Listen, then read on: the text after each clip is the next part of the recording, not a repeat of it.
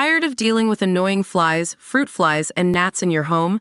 The Zevo Flying Insect Trap is your ultimate solution. Don't wait. Check out the link in the video description now to get your Zevo Flying Insect Trap on Amazon and enjoy a bug-free home today. Forests and cities burning uncontrollably worldwide. Rivers and lakes frozen and poisoned by rotten corpses and radiation. The few humans who did survive revert back to hunter-gatherers as agriculture collapses, while blinded, sterile survivors fight for scraps in the ruins. These are the dystopian scenes laid out in a new book that takes a detailed look into how modern civilization would fall apart following a nuclear attack.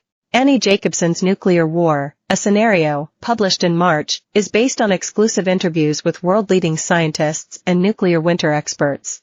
They describe how, in the days following the launch of multiple nuclear weapons around the globe, radioactive soot would fill the air for months, causing temperatures in the U.S. to plunge around 40 F, making farming impossible. By the time the smoke clears, the ozone layer would be so depleted that the sun's rays would cause deadly burns. Experts predict a global nuclear war would see 360 million people dead almost instantly after the bombs hit, but Jacobsen's book makes it clear that these fatalities would be just the beginning. Her sources say 5 billion would die in the first 72 minutes alone. She wrote, "Most won't make it more than a few steps from where they happen to be standing when the bomb detonates."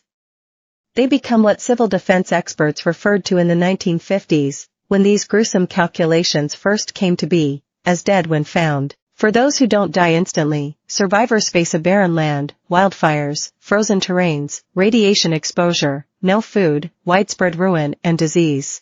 Minutes after nuclear bombs launch, the U.S. is crippled. In Jacobsen's book, she writes of a fictitious scenario that sees North Korea fire intercontinental ballistic missiles, ICBMs, at the United States.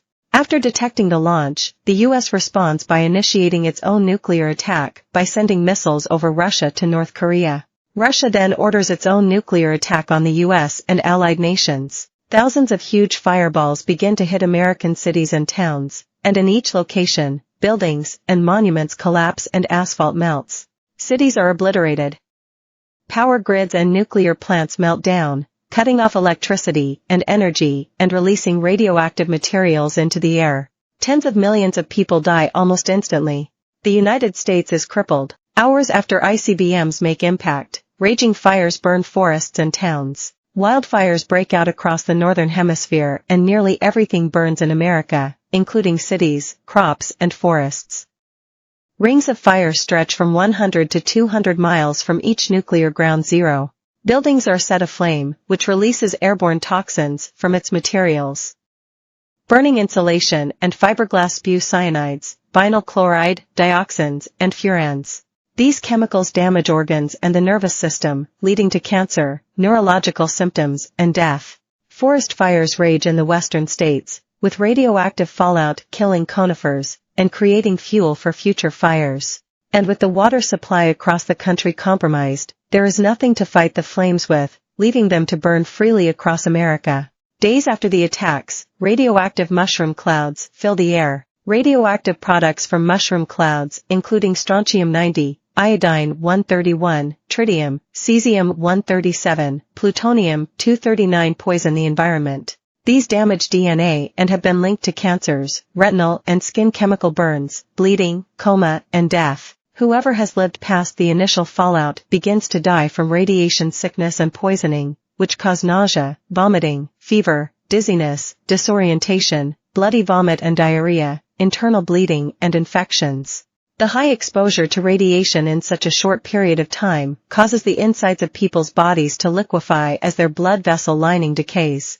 The few who survive will suffer chromosomal damage, blindness, and sterility. Weeks after nuclear war breaks out, soot blankets the atmosphere. In the weeks following the ICBM launches, supplies of natural gas, coal in the Earth's crust and peat bogs, dense wetlands of decayed vegetation, are still burning uncontrollably. As cities and forests are engulfed in flames around the world, approximately 330 billion pounds of soot is released into the upper troposphere and stratosphere, the lowest and second lowest layers of Earth's